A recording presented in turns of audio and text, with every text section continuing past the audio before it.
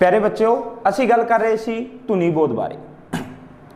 असी गल करी कि किस तरह धुनियां नूं वर्गां विच वंडिया गया है।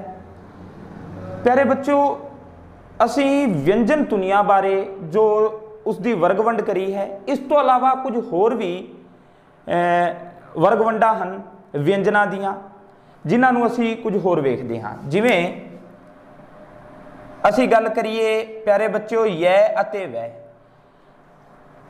ये जो यै अते वै जो ये व्यंजन धुनियां जो हन, इन्हां नूं अर्ध स्वर भी कहा जाता है। इन्हां नूं की कहा जाता है? अर्ध स्वर भी कहा जाता है। सो ये अर्ध स्वर किस तरह होए?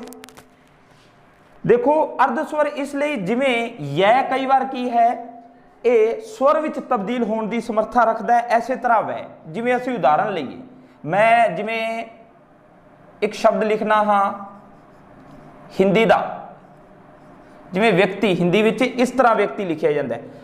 हुण पंजाबी च जिमें गल करिए, हुण व्यक्ति असीं किस तरह लिखते हाँ? वै दे सियारी की मात्रा ते यै किस विच बदल जाता है? ए विच। ए यानी कि ए की अपने आप विच, ए की है? स्वर है। तो इस तरह असीं व्यक्ति लिखते हैं, इसलिए इसनूं की कहा जाता है? अर्ध स्वर है। ठीक है, यानी कि यै की है? अर्ध स्वर है। इस तो अलावा जो वै की गल करिए तो इसनूं भी असी उदाहरण नाल समझिए। ठीक है, जिवें लिखिया होया स्वामी, असी इस प्रकार लिखिए स्वामी। ठीक है, तो पंजाबी च इसनूं असी जो म्यारी टकसाली भाषा भी स्वामी जो लिखा जाता है इस तरह लिखा जाता, स्वामी असी बोलते हैं। तो सू वै किस विच बदल गया? ए च कन्ना की मात्रा, तो इस तरह लिखा जाता है स्वामी। सो वै अते यै, इसलिए इन्हां नूं अर्ध स्वर कहा गया है, यानी कि इसकी एक होर वर्गवंड होगी अर्ध स्वर। उन्हां तो अलावा यानी कि यै अपने जो यै नूं असी तालवी विच भी रखिया है, ते वै जो है वै नूं असी होठी विच रखिया, वो तो वर्ग है नहीं। इस तो अलावा इसनूं असी ये दो पंजाबी दे अर्ध स्वर भी हैं। ठीक है, क्योंकि ये स्वर विच तब्दील होने की समर्था रखते हैं। इस तो अलावा प्यारे बच्चों, कै तो लैके पै वर्ग, जो ये 5 वर्ग हैं, कै वर्ग, चै वर्ग, टै वर्ग, तै वर्ग ते पै वर्ग, इन्हां वर्गां दा 5वां जिहड़ा अखर है, 5वां वर्ण है। ठीक है, नंगा, यइयां, अणाणा, नन्ना अते मम्मा, ये जो 5 असी इस ते चर्चा कर चुके हैं इस तो पहला। हालांकि ये जो 5 वर्ण होए, यानी कि कै तो पै वर्ग तक जो अंतिम 5वें वर्ण हैं, इन्हां नूं की कहा जाता है? इन्हां नूं अनुनासिक धुनियां कहा जाता है। अनुनासिक धुनियां कहा जाता है, नासिकी धुनियां भी कहा जाता है, क्योंकि इन्हां दा उच्चारण मूँह दे नाल नाल नक दे जरिए भी हुंदा है। सो ये 5 की हो गईयां पंजाबी दियां नासिकी धुनियां या अनुनासिक धुनियां भी असीं इसनूं कह दिंदे हां। इस तो अलावा प्यारे बच्चों, जो लय है, जो लय धुनी है, ये लय ते असीं दोनों लयां की गल करने, लल्ले पैर बिंदी, ये जो इन्हां दोनों नूं ये अपने अपने वर्ग विच, जिवें ये लय जो हो गया ये दंती विच ते ये मूर्धनी विच असीं इसनूं गिणिया सी। इस तो अलावा इन्हां दोनों का एक होर वर्गवंड के अनुसार इसका नाम रख लिता जाता है पार्श्विक धुनियां। इन्हां नूं की कहा जाता है? पार्श्विक धुनियां। पार्श्विक धुनियां तो भाव ये हो गया, जिस तरह असीं कहा ना नासिकी धुनियां दा उच्चारण नक तो हुंदा है, उस तरह ये है तो व्यंजन ही, लेकिन इन्हां नूं बोलण लग्गिया जिवें लय बोलने हाँ तां साडी जीभ दंद उतले दंदां नाल लगदी है, पर दोवां पासियों, जीभ दे दोहां पासियों जो साह दी हवा है वो क्रॉस होके बाहर निकलती रहती है। सो पासियां तो हवा निकलन करके ही इन्हां दा नाम एक होर पै गया पार्श्विक धुनियां। किहड़ियां? एक आ लय ते एक लल्ले पैर बिंदी। ठीक है, तो ये हो गया, यानी कि असी दंती जो असी कह सकते हैं उच्चारण स्थान के आधार पर वर्गवंड करी, वो तक करी है असी। कंठी हो गया, तालवी हो गया, मूर्धनी हो गया, ठीक है, दंती हो गया, होठी हो गया। उस तो अलावा यै ते वै ये अर्ध स्वर हैं। इस तो अलावा ये नासिकी धुनियां हैं। लय ते वै पार्श्विक विच भी गिने जाते हैं, ये पार्श्विक धुनियां हैं। इस तो अलावा बेटा जो शै है, सस्से पैर बिंदी, सस्सा अते हाहा, ये जो तीन धुनियां हैं अपने अपने वर्ग अनुसार तो असीं इन्हां नूं पहलां वेख ही लिया है। जिवें एक इस नूं असीं की किया, सुरयंत्री किया, ए दंती हो गया, तो इसका तालवी तो उच्चारण हुंदा है।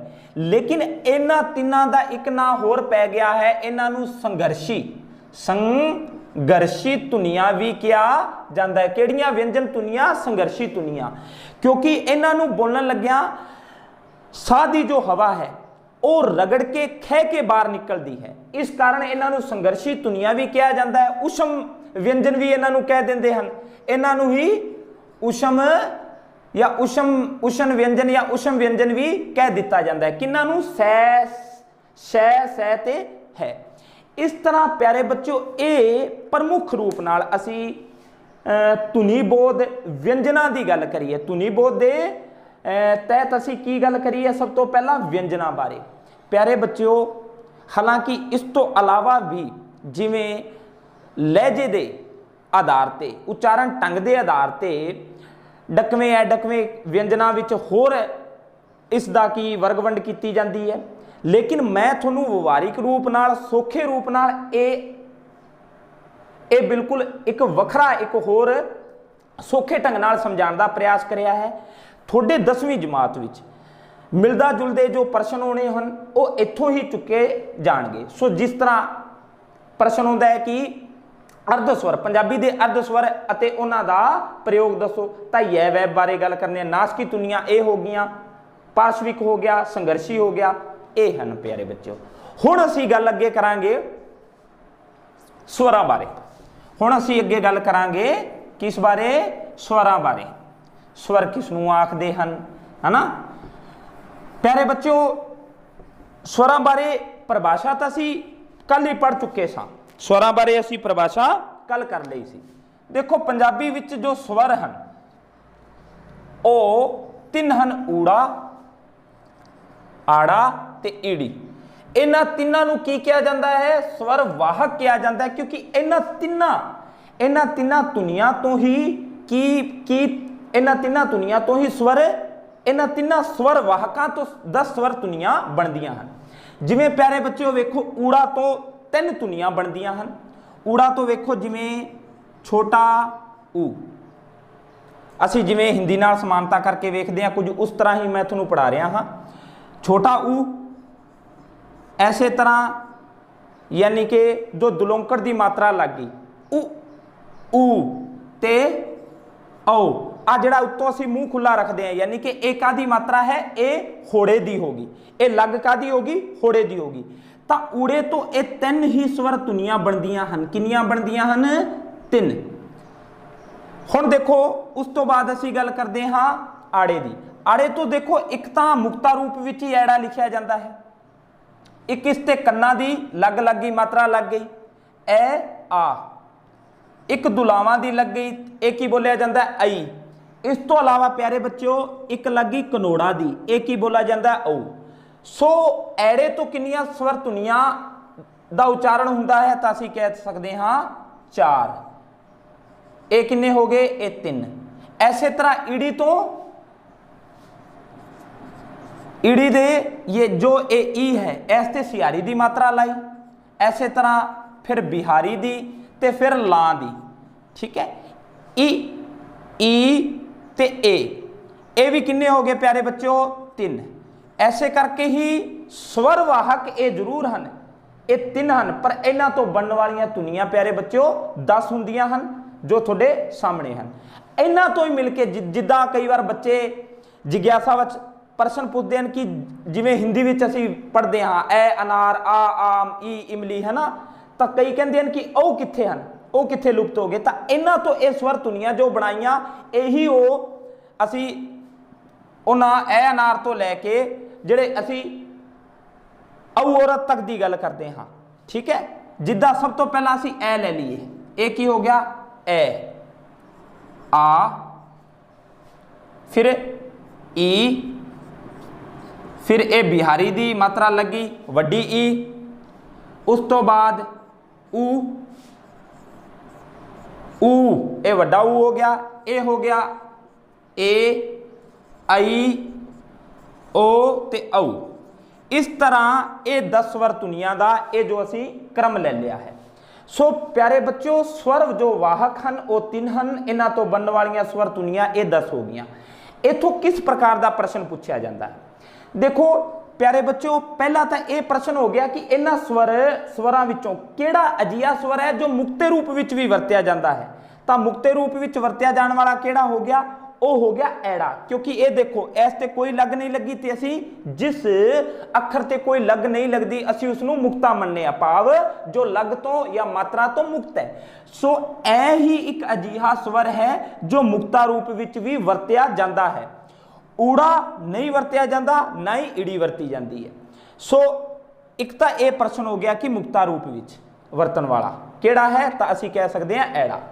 इस तो अलावा एक होर ध्यान देने योग गल है, कई हो सकता है बच्चे ये गल ना जान, जो ऊड़ा एड़ा ईड़ी है ये जो इन्हां तो स्वर धुनियां सी बनाईयां 3 4 ते 3, इस तो अलावा ये होर किसी तरीके नाल लिखे भी नहीं जा सकते।